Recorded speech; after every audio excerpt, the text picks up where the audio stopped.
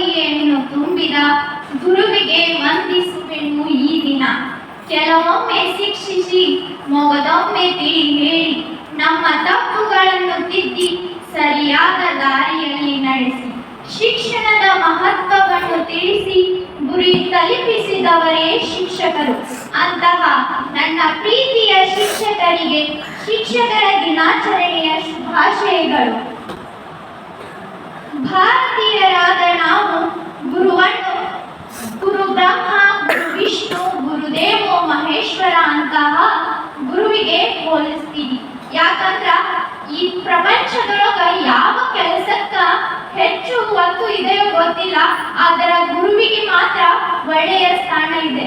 ಯಾಕಂದ್ರ ಒಬ್ಬ ವೈದ್ಯನಾದವನು ಒಂದು ತಪ್ಪು ಮಾಡಿದ್ರೆ ಕೇವಲ ಒಬ್ಬ ಪೇಷಂಟ್ ಸಾಯ್ತಾನಷ್ಟ.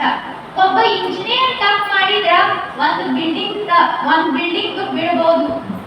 ಆದ್ರ ಒಬ್ಬ ಶಿಕ್ಷಕ ಆದವ ಏನಾದ್ರೂ ತಪ್ಪು ಮಾಡಿದರ ಅವ ಇಡೀ ಜಗತ್ತಿನ ಅಳಿವಿಗೆ ಕಾರಣ ಆಗ್ತಾನ. ಯಾಕಂದ್ರ ಅವ ಮಕ್ಕಳ ಮನಸ್ಸಿನೊಳಗ ಯಾವ ರೀತಿಯ ವಿಷಯಗಳನ್ನ ಬಿತ್ತುತ್ತಾ ಹೋಗುತ್ತಾನೋ ಅದು ಫಲವಾಗಿ ಒಳ್ಳೆಯ ಪ್ರಜೆಯನ್ನಾಗಿ ರೂಪಿಸಲು ಕಾರಣ ಆಗ್ತೈತಿ. ಅನೇಕ ಮಹಾನ್ ವ್ಯಕ್ತಿಗಳ ಹಿಂದೆ ಒಬ್ಬ ಗುರು ಇದ್ದೇ ಇರುತ್ತಾನ.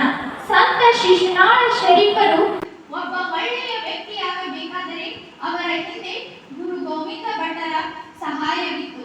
ಒಬ್ಬ ಅಂಬೇಡ್ಕರ್ ಅವರು ಇಂದು ನಮಗೆ ಸಂವಿಧಾನವನ್ನ ಕೊಟ್ಟಿದ್ದಾರೆ. ಅಂತಹ ಅಂಬೇಡ್ಕರ್ ಅವರು ಇವತ್ತು ಮಹಾನ್ ವ್ಯಕ್ತಿಯಾಗಬೇಕಾದರೆ ಅದಕ್ಕೆ ಪ್ರಮುಖ ಕಾರಣ ಅವರ ಗುರುಗಳು. ಯಾಕಂದ್ರೆ ಅವರು ಒಂದು ಅಸ್ಪೃಶ್ಯ ಸಮಾಜದೊಳಗ ಹುಟ್ಟಿದ್ದರಿಂದ ಅವರನ್ನ ಶಾಲೆಯೊಳಗೂ ಸೇರಿಸ್ಕೊತಿರಂಗಿಲ್ಲ, ಸಮಾಜದೊಳಗೂ ಸೇರಿಸ್ಕೊತಿರಂಗಿಲ್ಲ. ಅಂತಹ ಸಂದರ್ಭದೊಳಗ ಅವರು ಹೊರಗಡೆ ಕುಂತ ಅಭ್ಯಾಸ ಮಾಡ್ತಿರ್ತಾರ.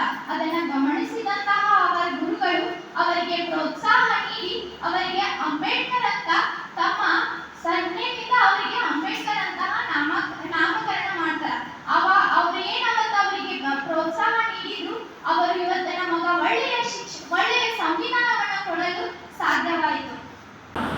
ಆದ್ರೆ ಇಂಥ ಶಿಕ್ಷಣದ ಪರಿಸ್ಥಿತಿ ಎಲ್ಲಿಗೆ ಬಂದು ನಿಂತೈತೆ ಅಂದ್ರ ಅದು ಶಿಕ್ಷಣ ಹಾಳಾಗುತ್ತಾ ಹೊಂಟೈತಿ. ಯಾಕಂದ್ರೆ ಇಂಥ ಪೋಷಕರ ಅದಕ್ಕೆ ಪ್ರಮುಖ ಕಾರಣ ಏನಂದ್ರ ಪೋಷಕರು ಹಿಂದೆಲ್ಲ ತಮ್ಮ ಮಕ್ಕಳು ಏನಾದ್ರೂ ಕಲೀಲೇ ಇದ್ದರ ಪೋಷಕರು ಶಿಕ್ಷಕರಿಗೆ ಬಂದ ನನ್ನ ಮಗ ಇಂತ ಕಲಿಬಾರ್ದ್ರಿ, ಅವ್ನು ಕಲಿಸ್ರಿ ಅವ್ಕ ಚಲೋದಂಗ ಅಂತ ಹೇಳಿ ಎರಡು ಹೊಡೆದ್ರು ನಾವು ಏನು ಕೇಳೋದಿಲ್ಲ ಅಂತ ಹೇಳ್ತಿದ್ರು.